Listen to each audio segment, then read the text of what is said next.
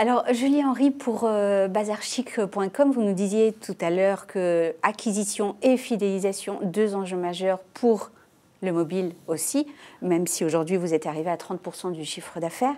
Est-ce que vous pouvez nous en dire davantage sur justement ces stratégies? Bien sûr. Alors, je vais peut-être reprendre pas mal de choses qui ont été dites précédemment, mais en effet, par rapport aux enjeux que j'ai énoncés, donc de rester pionnier sur cela, de faire de la préférence de marque, les enjeux de faire migrer vers les mobinautes pour les mêmes raisons que Voyage SNCF, parce qu'en effet, il y a une valeur e-commerce qui est supérieure quand on a ce cross-device. Pour ce côté instantanéité, parce qu'on est nous dans la vente événementielle tous les jours, c'est notre métier, donc en effet, ça marche très très bien, je confirme. Pour toutes ces raisons-là, le mobile est en effet une priorité. Donc il y a 4 ans, pour un peu expliquer la stratégie, ça a été déjà de préempter ces territoires, donc d'être présent sur le maximum de stores, donc sur Apple, sur Google et sur Microsoft, de monter ce site mobile, pour les raisons aussi de SEO, etc. Aujourd'hui, donc, on a fait tout ce travail-là. La prochaine étape, c'est de mettre en place ces campagnes d'acquisition, en effet, complémentaires, au-delà de ce qu'on peut faire, par exemple, avec TF1 ou avec la campagne de publicité, mais vraiment des campagnes distinctes pour mesurer cet incrémental, ce plus que cela génère, et aller auprès des clients pour vraiment pouvoir voir les taux de conversion associés, donc de mesurer. Donc nous, en effet, on mesure tout ce que l'on fait, cette logique très héroïste. Donc cette logique d'acquisition de nouveaux membres qui nous permet d'aller beaucoup plus loin et en effet de pouvoir proposer à nos clients des choses très, très différenciantes et très impactantes en termes de propositions de valeur parce que instantanées et parce que dans la poche. Donc aujourd'hui, la stratégie est vraiment de mettre en place et de mettre le boost sur le budget marketing qui est mis sur le mobile versus les canaux, je dirais, desktop. Donc en effet, c'est des nouvelles campagnes qui sont mises en place. Donc oui, en effet, du display également. On travaille beaucoup également notre search avec Google, beaucoup de choses aussi avec Facebook et tous nos partenaires. Et c'est en effet des campagnes qui vont permettre d'avoir cet engagement, de récupérer entre guillemets ce qu'on peut appeler des abandonnistes, donc des gens qui ne vont pas forcément faire, qui peuvent finir leur conversion, comme on se le disait peut-être, sur le desktop, mais essayer de faire quand même convertir, pourquoi pas, sur le mobile. Donc il y a ces campagnes-là qui sont là pour rattraper, ce qu'on appelle de retargeting. Et puis après, il y a tout ce travail, en effet, comme je le disais, vu qu'on est dans la poche des gens, de préférence de marque. C'est-à-dire qu'on va construire cette préférence en essayant de passer au deuxième achat. Parce que vu qu'on est sur de la vente privée, on pourrait se dire que c'est un achat qui ne pourrait être qu'impulsif. Bien non, mon travail justement, c'est de ne pas dire que ce n'est qu'impulsif, qu'il y a une vraie proposition de valeur, il y a une vraie valeur ajoutée de Bazarchic, il y a un vrai savoir-faire. Et donc, c'est de passer à ce deuxième achat, deuxième, troisième, etc. Et de continuer de toujours avoir cette proposition de valeur auprès de nos clients plus proches.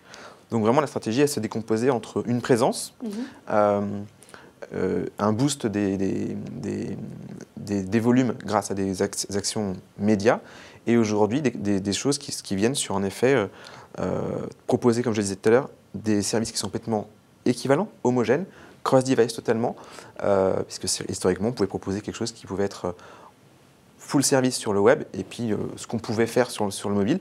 Maintenant, on pense pas mobile first chez Bazarchic, mais on pense mobile tout court. C'est-à-dire qu'en effet, on va forcément avoir une version mobile, on va forcément avoir des bannières mobiles, on va forcément avoir une landing page mobile, on va forcément avoir une déclinaison, on va forcément avoir un push mobile.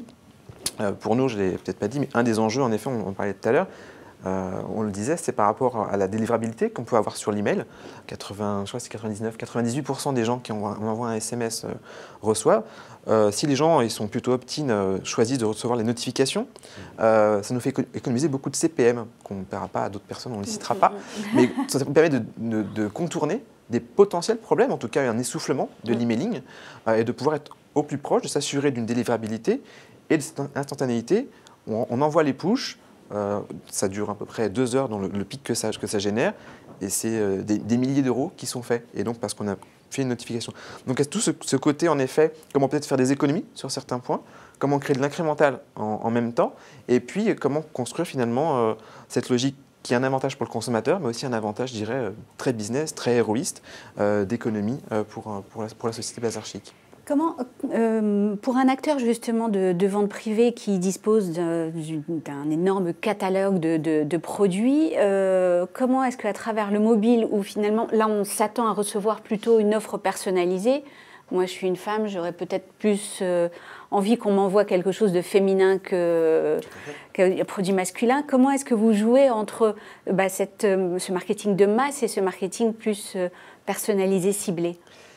C'est la logique de tout ce qui est CRM. Donc en effet, vu qu'on a une base aujourd'hui de 6 millions de membres, ça va nous permettre, on les connaît bien, ça va nous permettre de les cibler. Donc en effet, on sait si finalement c'est un homme ou une femme qui détient ce terminal, que ce soit un mobile ou une tablette.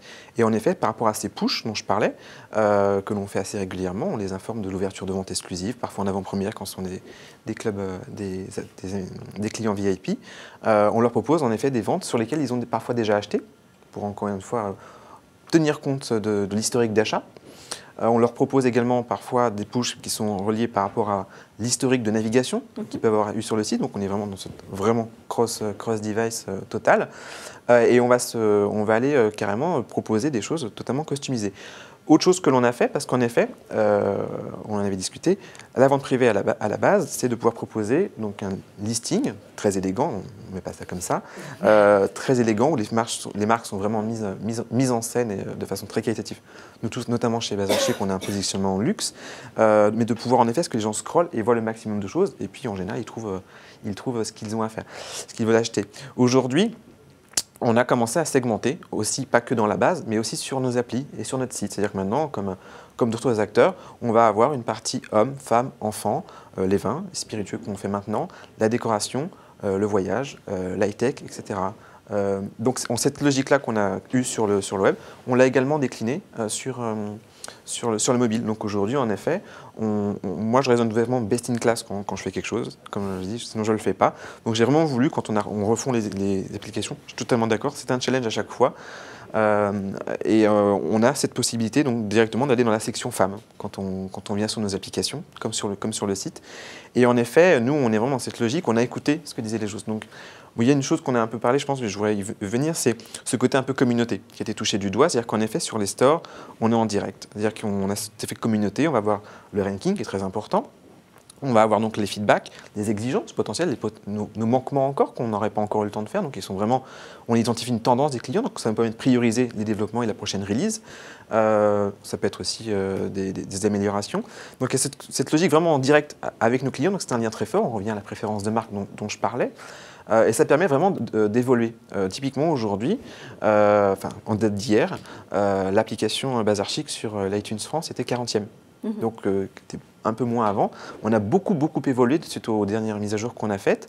On a fait la décision stratégique d'internaliser ces fonctions pour gagner en agilité, en réactivité. Donc, on a vraiment quelqu'un qui est un petit génie sur ces sujets-là et qui nous permet vraiment de pouvoir faire des releases très fréquentes, de pouvoir corriger très rapidement quand il y a une demande, de faire évoluer très rapidement et de pouvoir faire évoluer, d'avoir des bonnes notes, un bon ranking, on a toutes nos étoiles qui vont bien, d'avoir tout qui fonctionne bien, des commentaires et qui permettent de vraiment faire. Donc c'est quelque chose de très important. Et voilà, c'est ce lien en direct, comme vous le disiez, vu qu'on est dans la poche, etc. Le côté push, le côté versus emailing, le côté personnalisation versus quelque chose qui pourrait être sur un modèle très mass market et donc plus customisé, et le côté proximité avec les clients. Tout ça, ce sont des avantages, ce sont, comme vous le disiez dans le pitch, un peu l'Eldorado. On en fait sens, et non seulement on en fait sens, mais on en fait sens, on essaie de le faire intelligemment pour proposer toujours plus aux clients, et plus de satisfaction. L'obsession étant satisfaction, client obsession, donc vraiment toujours orienté client.